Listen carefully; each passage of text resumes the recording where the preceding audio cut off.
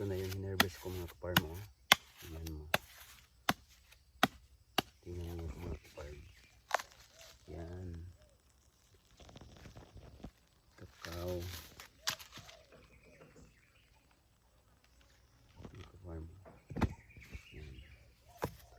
Hindi siya masyadong malaki yung yung mga buto niya. Pero mga 3 araw ko to i-ferment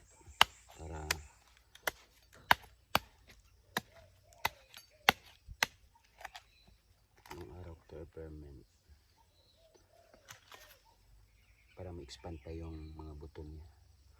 Kasi yung mga katas, sisipsipin niya yun. Ayan.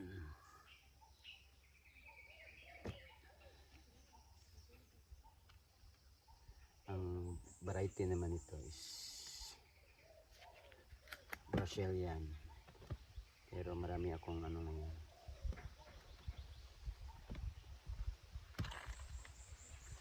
Ina-drafting ko.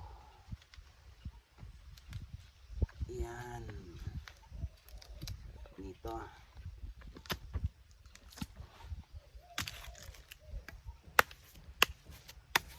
Yan mo mga kaparm.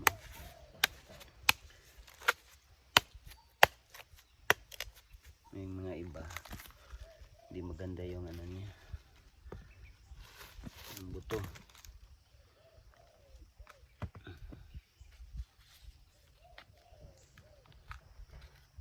Ibang tawag nito.